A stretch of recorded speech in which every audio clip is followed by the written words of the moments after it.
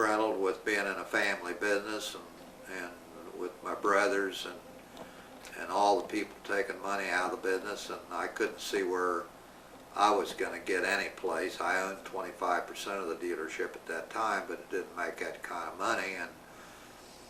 And I had a classmate of mine that came through town, and he was working for a guy by the name of Sammons, who was a large insurance operator out of Dallas and New York, and he had sent him out to buy cable TV systems, and he told him that he could buy any of them that he could buy and pay $100 to $150 per subscriber.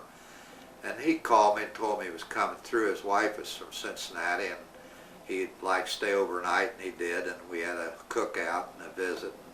I put him in a motel because that's what they wanted to do. They didn't want to stay with us. And the next morning I had him for breakfast. He was upset because of the poor television signal. And of course, the only thing we could get off our TV sets around here was put a great big rooftop antenna up, and we could barely get 3 channels, which was the 3 networks. One of them came out of Charleston, West Virginia, and ABC and CBS came out of Huntington, West Virginia, 50 miles away.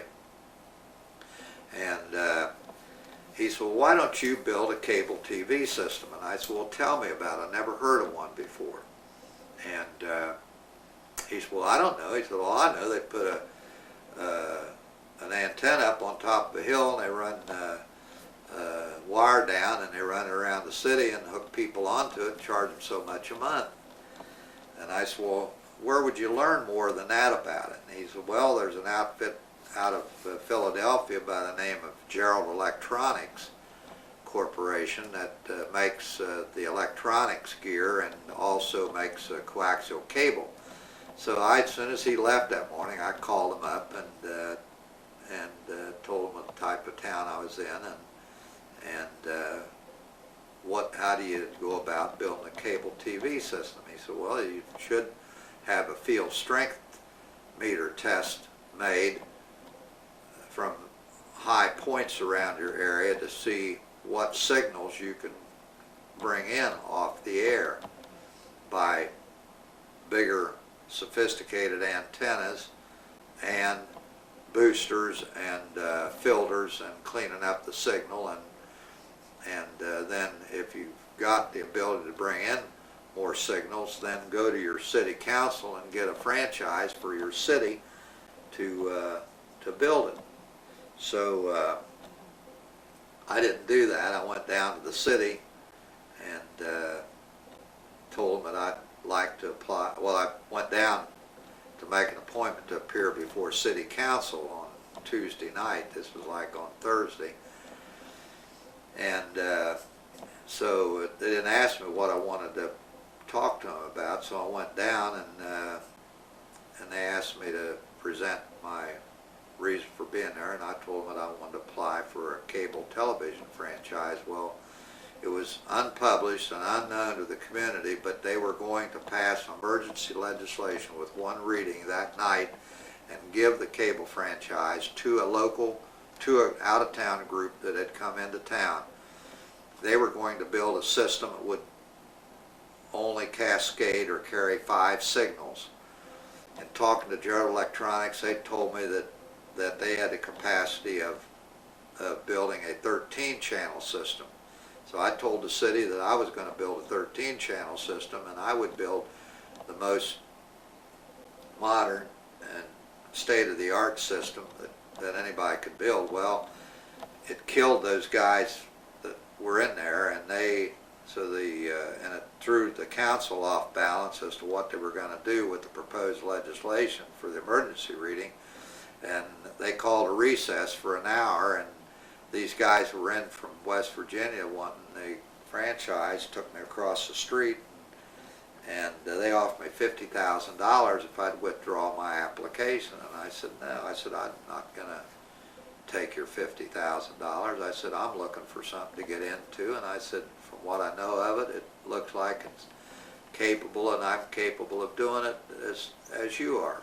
And they agreed, but anyway, they said, well, we're going to fight you for it.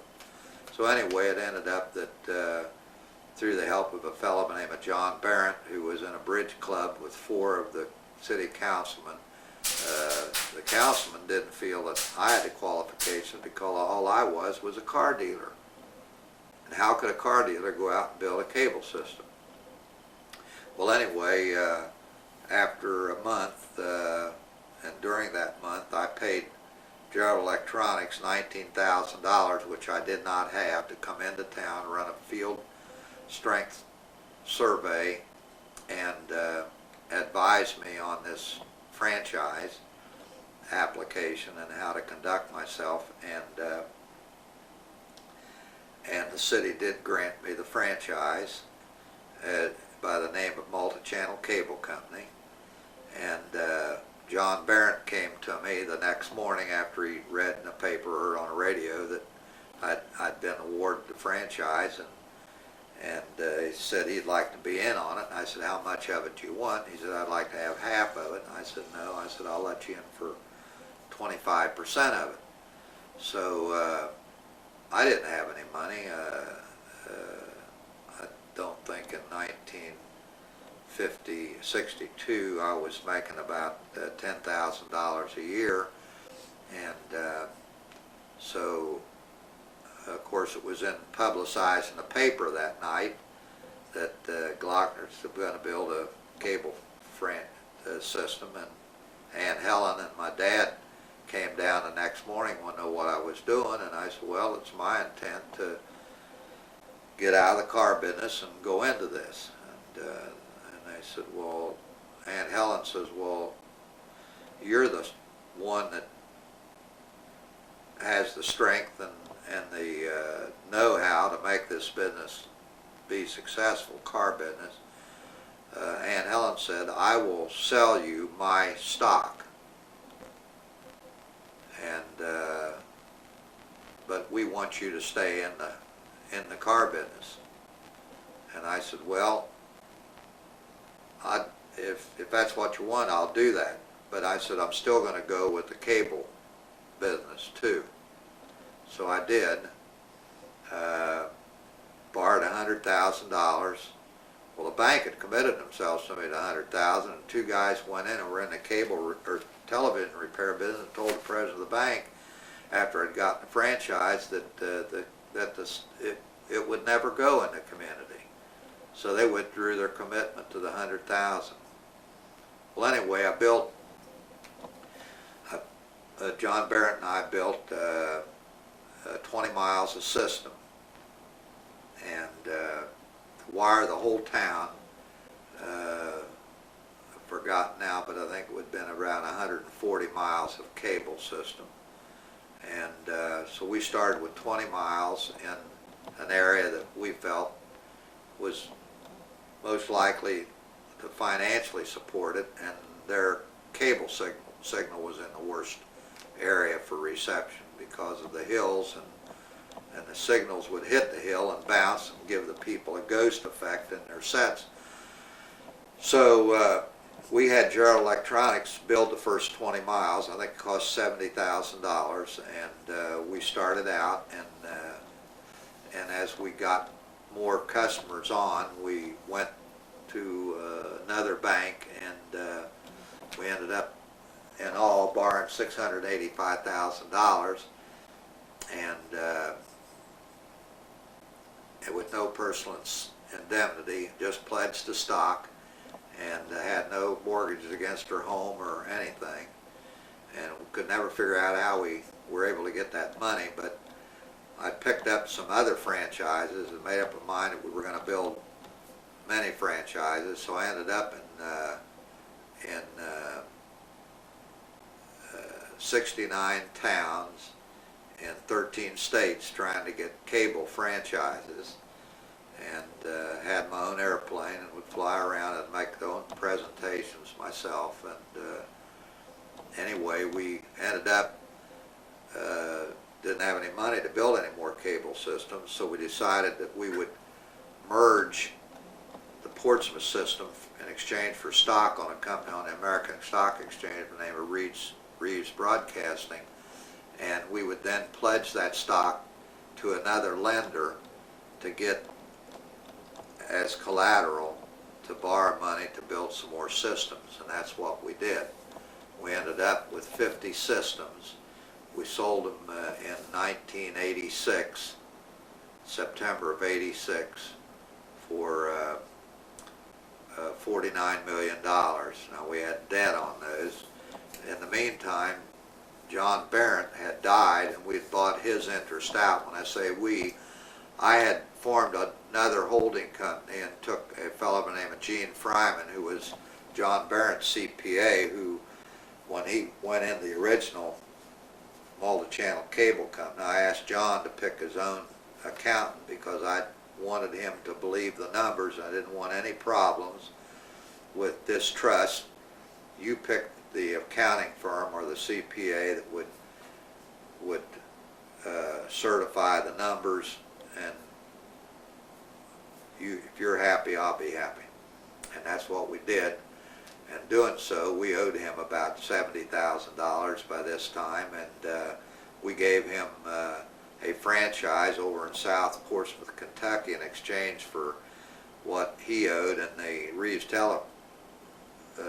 Broadcasting gave him stock for that franchise. And so then we ended up with another holding company. I took 50% of it, Barrett kept 25, and we let Fryman in for 25, and that's where we went. And Fryman, basically, in 1968, I was so heavily involved and away from home so much, and it was so unfair to Joanne and to the family. I was having no problem. The car dealership was progressing. In fact, I built during that whole period in 1968, started and built the new dealership, and bought Brother Dave out for his stock that same year, and started buying out with a restructuring of the sale of the property on 2nd and Chillicothe Street, and where we went, pulled all the stock back in that Papa and Aunt Helen had given to the cousins and brothers and sisters, nieces and nephews, and gave them notes for their stock and paid them out over a period of 10 years. Well, some of them sooner than that. And but it took me 28 years to get the controlling interest of all the stock of Glockner Chevrolet, and the day that I got that done, which is when Brother Bill sold out, I turned around and gifted Andy all that stock, which was in 1983. And of course, the cable systems I knew were going to come into fruition. The leasing company was really more profitable and successful. By the way, I started that leasing company in 1959 out of the top drawer of my desk, and I told my brothers that I was not going to cut any of the family into it, that I was going to do this on the side to offset the inability for the company to pay me the kind of salary and wages that I felt that I should have been earning. But with all the family and all the people taking money out of the business. So that's the way that worked. And